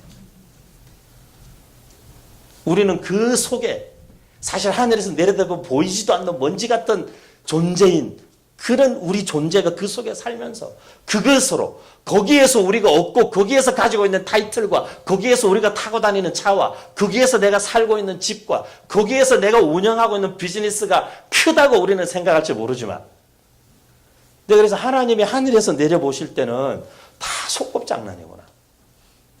내가 비행기가 착륙할 점에 그 정도 높이에서 봐도 레고블럭 내 손톱만 한데 하나님 보실 때는 보이지도 않겠구나 이게. 그런 티끌 같은 존재요. 티끌이 세상의 본질인데 우리는 왜 그것에 이렇게 연연하면서 사는 걸까요? 우리 사랑하는 참 뭐라고 부르기가 어렵네요. 교회 한국교회가 아니니까 내 교회 이름을 다 부르기도 힘들고 사랑하는 성도 여러분 사랑하는 하나님의 사람 여러분 사랑하는 그리스도인 여러분 그리스도인으로 산다는 게 뭘까요? 세상 것 다 필요 없다? 아니죠. 제가 대한학교의 교장쌤인데 저희 학교에도 공부 많이 합니다. 저희 학교에도 공부 많이 합니다. 교과목의 절반은 영어로 공부합니다. 심지어 그것도. 저희 학교는 판교에도 있고 창원에도 있고 제주에도 있고 남양주에도 있습니다. 그리고 이제 내년 3월이 되면은 김포에도 생기고 순천에도 생기고 시흥에도 생기고 오산에도 생기고 아이들의 미래에 대한 책임이 있습니다. 하지만 저희 학교는 학생들의 입학 조건이 첫 번째가 수능시험 보지 않는 것입니다. 네가 진짜 수능시험을 보고 싶거든 너 혼자서 공부해야 된다. 우리가 너한테 해줄 수 있는 거는 혼자서 공부할 수 있는 힘을 길러줄게. 진로도 너희들이 결정해야 되고 우리가 도와주겠지만 너희가 결정하는 거야. 결정한 진로를 향해서 가는 길에 우리는 돕는 역할만 할 거야. 결국에는 네가 해야 되는 거야. 저희 학교 수능시험 보기로 결정한 여자애가 한 명 있어요. 아직도 고민 중이지만. 걔한테는 수능시험을 걔는 혼자 공부하고 있어요. 인강으로 공부하고 혼자서 문제집 풀면서 혼자서 수능시험 공부하고 있어요. 근데 제가 볼 때 걔는 시험 잘 볼 거예요. 왜냐하면 공부하는 습관과 혼자서 자기 주도적으로 공부하는 훈련이 됐기 때문에. 굉장히 열심히 해요. 정해진 시간 안에서. 걔한테는 저희가 커리큘럼을 따로 짜요. 저희는 학생 한 명 한 명 교과 진도가 다 다릅니다. 같은 학년이고 같은 나이라고 다 똑같은 진도로 공부하지 않습니다. 학생 한 명당 교과목마다 진도가 전부 다르게 하기 때문에 저희는 한 반에 학생이 8명 이상 넘지 않습니다. 8명 이상 넘어가면 그렇게 가르칠 수가 없기 때문에. 아니요, 가르치지 않습니다. 아이들이 스스로 공부합니다. 교과목 공부와 인문학 공부와 예체능 공부가 3분의 1, 3분의 1, 3분의 1로 균형을 딱 잡고 있어요. 하나님께서도 상식을 무시하는 분이 아니라 상식을 뛰어넘어서 역사하시죠. 마태복음 6장에도 우리에게 말씀하셨어요. 무엇을 먹을까? 무엇을 입을까? 무엇을 마실까? 염려하지 마라. 왜냐하면 그것들은 이방인들이 구하는 것이다. 그런데 그 다음에 뭐라고 말씀하시냐면 이게 필요 없다가 아니라 이것들이 너희에게 있어야 하는 줄을 아버지께서 아시느니라. 이렇게 말씀하셨어요. 우리 그거 있어야 되는 사람. 저도 있어야 돼요. 저도 차가 있기 때문에 오늘 여기까지 운전하고 올 수 있었어요. 저도 가족들과 함께 살 수 있는 집이 필요해요. 저도 집회 다닐 때 입을 수 있는 그냥 그럴듯한 양복이 필요해요. 구두도 필요하고요. 그게 필요 없는 인생은 아무도 없어요. 하지만 그것들을 구하며 사는 인생은 아니에요. 우리가 하나님께 구할 것은 그게 아니에요. 그건 이방인들은 그걸 구할 수 있어요. 하나님 없는 사람들은 그걸 구할 수 있어요. 하지만 우리의 기도 제목은 적어도 달라야 된다는 거예요. 왜냐하면 우리가 구할 것은 하나님의 영광이고 우리가 구할 것은 그 하나님의 영광이 우리의 삶의 최고의 가치이기 때문에 다른 것들은 사실 구하지 않아도 우리에게 있어야 할 줄을 너희 아버지께서 아시느니라 라는 것을 믿는 믿음으로 사는 것이지 우리가 그것을 구하며 살지 않아요. 구한다라는 것은 우리의 소원이며 우리의 가치이기 때문에 그래요. 우리는 가치 없는 것을 구하지 않아요. 하지만 그것이 우리에게 가치 있다고 생각되면 구해요. 찾아요. 원해요. 하지만 그렇지 않다는 거예요. 사랑하는 성도 여러분, 첫째 날부터 너무 부담을 드리는 건가? 근데 제가 볼 때는요, 저는 여러분들이 남은 인생 진짜 평안을 누리며 살 수 있는 놀라운 비밀을 말씀드리는 거예요. 남은 인생요, 여러분 좀 이렇게 두 다리 쭉 뻗고 주무세요, 여러분. 제가 강남에서 지금 16년째 목회하면서요, 그런 분들 많이 봤어요. 잠자리가 불편하고 잠이 안 오니까 침대를 계속 비싼 걸로 바꿔요. 근데 그 비싼 침대 막 1,000만 원짜리 매트리스에 누워가지고 수면제를 계속 먹는 거예요. 그래서 제가 한번 되게 친한 분한테 그랬어요. 권사님, 참 안타깝다고. 좀 기도하자고. 저는요, 여기도 그냥 누워서 머리 대면 잠듭니다, 저는. 근데 1,000만 원짜리 매트리스에서도 잠이 안 와서 수면제를 먹는 게 현대인들이에요. 여러분 모두에게 하나님의 영광을 체험하고 경험한다는 것은요, 인생의 가치와 사고와 세계관에 큰 변화가 오는 것이기도 하지만 사실은 우리의 삶의 실제적인 영향력으로 나타나요. 요동치던 감정이 평안으로 지배받기 시작하고 그저 우울감에 시달리고 상대적 박탈감에 시달리던 우리가 그 다음부터 그런 것들이 우리한테 별로 의미 없는 것들이 되기 시작하고 왜? 그것이 비교할 수 없는 걸 봤기 때문이에요. 그것과 비교되지 않아요. 그래서 우리는 그렇게 하나님의 영광을 구하고 하나님의 영광을 구하는 찬양을 부르고 그렇게 하나님의 영광을 경험하게 해달라고 그렇게 기도하는 거예요. 기도하는 거예요. 저는 우리 여러분들이 정말 한 분 한 분 정말 하나님의 영광을 구하는 교회 되기를 축복합니다. 그리고 정말 여러분 지금 시대의 교회가 세상에 무엇으로 영향력을 미치겠습니까? 제가 책을 썼습니다. 우리 목사님이 제 책을 보셨는데 제가 만남이라는 책을 썼습니다. 역사책입니다. 한국사. 일반 서적이에요. 기독교 서적이 아니에요. 출판되고 뭐 거의 한 2달 넘게 네이버에도 계속 베스트셀러로 올라가 있었어요. 근데 요즘에 좀 약발이 떨어져가지고 좀 이렇게 주춤하고 있는데 여러분들이 사주시면 또 올라갈 거야. 아마. 근데 그 만남이라는 책을 쓰면서 제가 이렇게 쭉 우리나라 230년 역사, 다산 정약용부터 시작해서 권정생 선생까지 230년 역사에 10명의 역사 인물을 선정해서 썼어요.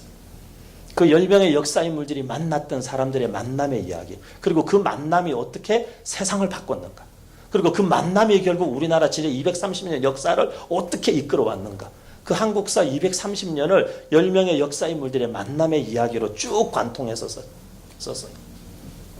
근데 제가 그 인물들의 이야기들을 이렇게 쓰면서 진짜 그 중에 7명이 예수 믿는 사람이에요.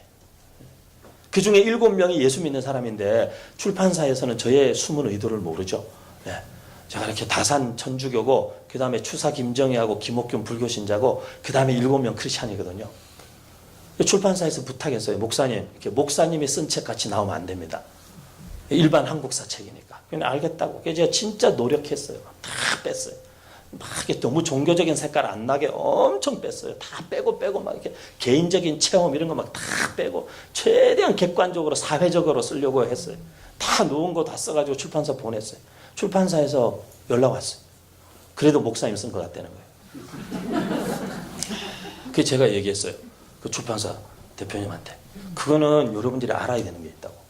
그게 뭐냐면 지난 최소 130년 한국 근현대사에 한국 기독교를 빼고 얘기할 게 사실 많지 않다고. 그러니까 그건 하나의 팩트로 받아들여야 되는 거지. 그걸 내가 목사기 때문에 그렇게 썼다라고. 내가 진짜 얼마나 뺀 줄 아냐고. 진짜 10분의 1은 다 덜어낸, 10분의 1만 남기고 다 덜어낸 것 같아요. 그런데도 숨길 수 없고 감출 수가 없어요. 그들이 품고 살았던 가치. 그들이 무엇을 위해서 자기의 삶을 던져버릴 수 있었던가. 그들이 무엇을 위해서 자기 자신과 온 집안과 2대 3대째 우당 이회영 같은 사람들 지금으로 봐도 600억 1000억 가까이 조 가까이 1000억 가까이 되는 재산을 다 털어서 그들에게는 600억이 1000억이 아깝지 않았을까요? 육형제가 어떤 사람은 길거리에서 객사하고 굶어주고 아사하고. 그게 제가 다른 게 아니라 왜 무엇이 그들로 하여금 그것을 위해서 다 던질 수 있게 했을까? 그게 영광이고 가치라는 거예요.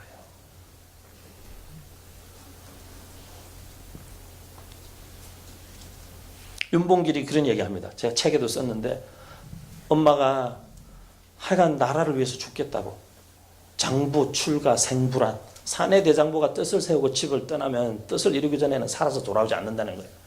그 7글자 써놓고 나갔어요. 엄마가 편지를 썼어요. 아직 뱃속에 있는 둘째, 그 다음에 나와가지고 이제 3살, 4살 된 큰아들, 너 보고 싶다고 늘 찾고 운다. 집에 한 번만 왔다 가라. 은봉길이 엄마한테 편지 쓰는 거예요. 나는 이 세상에 부모의 사랑보다 남녀간의 사랑보다 더 크고 강한 사랑이 존재한다는 걸 알았습니다. 그리고 내 가족, 내 자식들을 사랑하고 지키기 위해서는 나라를 얻지 못하면 그것조차도 불가능하다는 걸 알았습니다. 그러니까 나는 그걸 위해서 내 삶을 던질 수밖에 없다는 거예요. 여러분, 사랑은 희생 아닙니까? 사랑의 본질적 속성은 희생이죠. 여기 젊은 우리 자매님들 많이 계시는데 형제님들도 계시고 그 인간이 나를 진짜 사랑하나 안 사랑하나 어떻게 알 수 있어요? 희생하나 안 하나 보면 아는 거예요. 어느 순간부터 집 앞에까지 안 데려다주고 버스 정류장에서 빠이빠이 하면 저 인간이 사랑에 식었구나. 더 이상 희생하려 하지 않는구나. 주님이 우리를 사랑하신 방법은 희생이에요. 자기 자신을 내어주시기까지. 그것은 가치의 문제예요. 자기의 생명이 우리보다 덜 가치 있다고 스스로 생각하신 거예요. 그 사랑을 받은 사람이, 그리고 그 사랑에 오늘 본문 읽지 않은 18, 19절에 그 사랑의 너비와 길이와 높이와 깊이가 어떠한 것을 아는 사람, 그 사람이 하나님의 충만하심을 누릴 수 있다. 그 사람. 제가 청년들 찬양 집회를 청년들 집회 많이 하니까요. 가서 청년들이 찬양할 때 그 사랑 얼마나 아름다운지 이런 찬양 있잖아요. 그죠? 그 사랑 얼마나 날 부욕해 하는지, 그리고 그 사랑 얼마나 날 감격하게 하는지 이렇게 부르는데, 제가 저 뒤에 앉아서 이렇게 보고 있다가 설교하러 이제 나와서 제가, 야 진짜 너네 찬양을 그따위로 부르면 안 된다. 그 사랑 날 얼마나 감격하게 하는지 이런 하나도 감격스럽지 않아요. 진짜 그 그리스도의 사랑이 내 가슴에 복받치고 내 영혼의 존재에 복받쳐서 정말 그 눈물 없이 부를 수 없는, 유행가 부르면서도 울 수 있는 우리인데, 찬양하면서도 울 수 없는 우리라면 진짜 그 사랑, 그 영광, 그 가치를 경험한 사람들일까? 사랑하는 성도, 교회는 숫자, 건물 이런 걸로 교회를 말하지 않아요. 교회는 거기에 모여있는 성도들, 여러분이 그리스도의 몸이고 여러분이 교회인데, 우리 한 사람 한 사람이 그리스도로 충만하고, 우리 한 사람 한 사람이 그분의 영광으로 충만하고, 그 심정으로 모여 사는 사람들이 모이면 그 교회는 세상에 감당할 수 없는 큰 교회요, 충만한 교회가 되는 거예요. 저는 여러분들의 목표가 큰 교회가 되지 않기를 원해요. 큰 교회가 되지 않기를 원해요. 여러분의 목표가 교회 성장이 되지 않기를 원해요. 부흥은 작은 교회가 크게 되는 것이 아니고, 가짜 교회가 진짜 교회 되고 가짜 예수쟁이가 진짜 예수쟁이로 바뀌는 게 부흥이에요. 그렇다면 지금 우리 시대에 우리가 추구해야 되는 교회의 목적과 방향성이 어디에 있느냐는 것이에요. 아까 말씀드린 그 목사님, 그 교회에서 장로님들하고 집사님들, 권사님들이 몇백 명이 나오셨잖아요. 근데 갑자기 몇백 명이 모이고 재정이 모이고 지금 세를 얻어서 있는 공간이, 예배드리는데 이렇게 한 250명, 280명 들어가는 공간인데 예배 공간이 좁아지고 이렇게 시작하니까 또 교회 짓자고 얘기 나온 거예요. 그 점에 제가 집회를 갔어요, 부흥회를.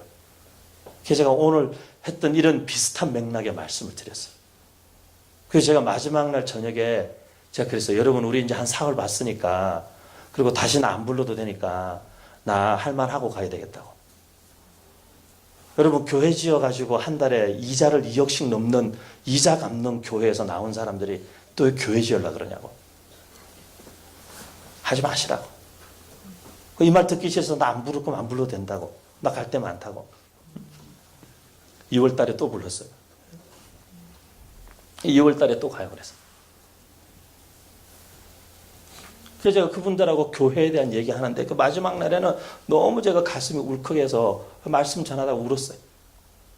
여러분, 진짜 교회가 돼달라고. 여러분, 진짜 좋은 교회가 돼달라고. 지금 우리 한국 교회는 너무 진짜 좋은 교회가 필요한 때라고.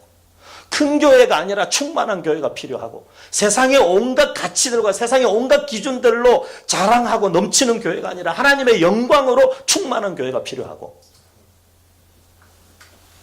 그리고 정말 여러분에게 강력하게 도전하고 싶은 것은, 오늘 본문에도요, 우리가 그런 그리스도의 사랑을 깨달아 넘치는 충만함을 누리는 삶을 살기 위해서는 그리스도의 사랑을 알아야 되는데, 그 그리스도의 사랑을 아는 것은 성령의 능력으로만 가능하다, 그렇게 말씀하시고, 성령의 능력으로만 가능하다. 인간적인 머리의 지식과 이해가 아니라 그것을 지식에 넘치는, 지식을 뛰어넘는 그리스도의 사랑을 성령으로 말미암아 우리가 알아서 그 영광을 우리가 경험하기 시작할 때, 여러분, 진짜 다른 교회가 될 수 있어요. 다른 교회가 될 수 있어요. 그래서 부디 사랑하는 우리, 제가 보통 설교를 짧게 3시간 정도 하는데요, 오늘은 그냥 시작만 하다가 말겠습니다. 제가 3시간 설교하는 걸 3일간 나눠서, 여러분 꼭 기억하고 가시면 좋을 것 같아요. 큰 교회가 아니라 충만한 교회. 가격이나 등급이 아니라 가치가 우리 인생에 더 중요한 거라는 거예요. 사랑은 희생이며 그 가치를 위해서 모든 것을 희생하고 던져버릴 수 있는 것이 사랑이에요. 교회는 그것으로 충만해야 된다. 저는 교회가 더 주님의 영광과 능력의 충만함, 사랑의 충만함을 구해야 된다고 믿어요. 저희 아버님이 하신 말씀이 있어요. 어릴 때부터 저희 아버님이 병든 분들이 많이 치유를 받았잖아요. 근데 저희 아버님이 저희를 앉혀놓고 그런 거에 대해서 되게 설명을 하고 말씀으로 차근차근 잘 가르치셨어요. 근데 저희한테 뭐라고 그러셨냐면, 얘들아, 병 고치는 은사, 무슨 사람들의 병이 낫고 기적이 일어나고 그게 능력이 아니라고. 그 본질은 능력이 아니라고 그랬어요. 제 아버님 뭐라고 하셨냐면 그 본질은 사랑이다 그랬어요. 어디에 치유의 역사가 강력하게 일어나느냐? 병든 자들을 향한 긍휼의 마음이 큰 데에 치유의 역사가 강하게 나타난다는 거예요. 그렇기 때문에 그건 은사나 능력, 그것의 본질이 뭐냐? 그건 사랑이라는 거예요. 하나님의 사랑. 그 아픈 자를 향해 아파하시는 하나님의 마음을 함께 품고 그들을 향한 그 긍휼과 그 사랑이 넘쳐서 기도하는 곳에 하나님의 역사가 나타나는 거지. 무슨 대단한 은사와 그 사람이 무슨 능력의 종이어서 아니라는 거예요. 저희 아버님 늘 그러셔서 사랑이 능력이다 얘들아. 사랑이 능력이다. 저는 정말 우리 사랑하는 여기 모이신 성도님들, 여러분들이 속한 함께 모인 이 교회가 그리스도의 몸인 하나의 교회가 이렇게 함께 모여서 말씀을 듣는데 이 3일 동안 제가 알 수 없지만 하나님께서 여러분의 마음을 만져주시고 회복시켜 주시고 새롭게 해주시고 우리의 어쩌면 되게 이렇게 눌려있고 낮아져 있는 자존감과 교회에 대한 우리의 생각들과 기준과 가치와 시각조차도 하나님 변화시켜 주시고, 여러분 죄송합니다. 저도 목사지만 목사님들이 막 개판치고 교회들이 막 이상한 짓 하고 그렇다고 해서 여러분 우리가 하고 있는 행위와 우리가 하고 있는 일들과 우리의 모습을 부끄러워할 수는 있겠지만 우리가 예수 그리스도와 복음을 부끄러워해서는 안 됩니다. 우리가 부끄러운 것은 우리의 연약함이지 그분의 영광스러운 복음과 하나님의 영광이 부끄러운 게 아니에요. 저는 성도들이 좀 어깨를 더 폈으면 좋겠어요. 저도 세상에 나가서 목사라고 말하기 부끄럽습니다. 목사라고 말하면 저를 이상하게 보는 것 같아요, 다 사람들이. 그래서 어디 가서 목사라고 말하는 게 되게 꺼려져요. 저희 아내도 이렇게 제가 어디 갔는데 뭐 미용실 갔는데 예를 들면 뭐 하시는 분이세요? 그런데 목사요. 이러면 저희 아내가 이렇게 눈치 줘요, 저한테. 머리 이상하게 자를 수 있다고 막 이러면서. 어디 가서 또 최근에도 누가 물었어요, 저한테 뭐 하시는 분이세요? 그래서 제가 목사라고. 병원에 갔어요, 내과 병원에. 목사입니다. 그래서 제가 말을 많이 하고 목을 많이 써야 되는데 그분이 저보고 목 쓰지 말래요. 말하지 말래요. 나보고 살지 말라는 거라고, 그거는. 근데 여러분, 그런 시대를 우리가 살고 있어요. 때로는 제가 목사라는 것조차도 부끄러워요. 하지만 저는 예수가 부끄럽지는 않습니다. 저는 복음이 부끄럽지는 않습니다.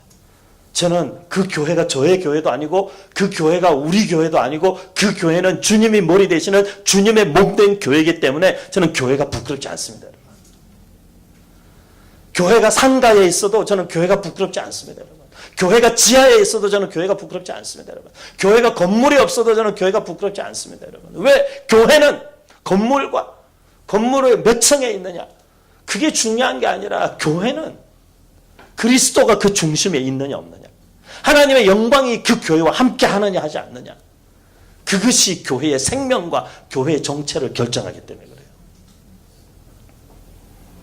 우리 귀한 성도 여러분, 예수님 때문에 조금 더 어깨 피고 사셔도 돼요.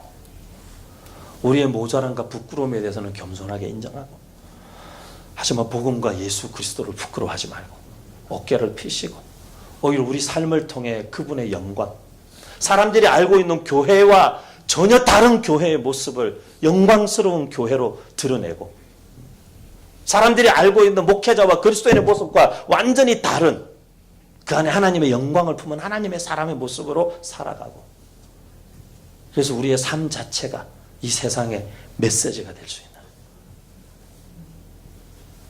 저는 사실 저희 멘토되는 목사님에게 영향을 많이 받았는데요, 그 어른이 하신 말씀이 다 보니까 맞아요. 지금 와서 보니까 제가 18년 전에 그 어른을 만나고 지금까지 보니까 맞아요.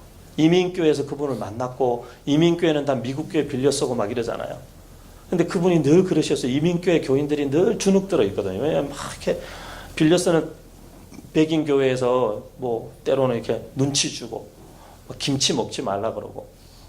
근데 말이에요. 유학생들이 일주일에 한 번 거기 가서 김치 먹는 건데 막 먹지 말라 그러고. 그것 때문에 김치 먹자 먹지 말자로 싸워서 교회가 2개 쪼개진 데도 있어요. 백인 교회가 그렇게 싫어하는데 김치를 꼭 먹어야 되냐? 나는 이거 꼭 먹어야 된다. 그래가지고 교회가 진짜 교회가 쪼개진 데도 있어요. 근데 그렇게. 그리고 저희 목사님, 멘토가 되는 목사님 교회, 백인 교회 빌렸을 때요. 그분이 재밌는 표현을 하시더라고요. 백인 분들이 이렇게 아침에 예배 드리고 장소를 비워주면 들어가서 한인교회 예배 드리시는 거예요, 목사님. 근데 예배 드리고 있으면 12시 반 정도 되면 백인 분들이 다시 나타나시는 거예요. 백인 분들이 다시 나타나셔가지고 이렇게 뒤에 문 앞에 왔다 갔다 하는 거예요. 우리 성경 공부해야 되니까 빨리 나오라고 이제. 눈치가 보여가지고 막 예배를 후다다닥 막 정리하고는 빨리 막 또 음향 장비 매번 세팅하고 거둬야 되니까 또 막 다 들고 나가는 거예요. 그리고 나가고 나면 백인들 공부 끝나면 이분들이 이제 나가서 식사를 바깥에서 해요. 그냥 들판에 앉아가지고. 식사하고 다시 들어와서 성경 공부하고 있으면 4시 반 정도 되면 중국 분들이 와가지고 중국 교회 또 쓰는 거예요, 저녁에. 중국 분들이 왔다 갔다 하는 거예요. 성도들이 그렇게 얘기하는데, 목사님, 우리는 참 어째 우리 민족의 운명과 이렇게 똑같은지. 점심 때는 미군이 쳐들어오고 오후에는 중공군이 쳐들어오고.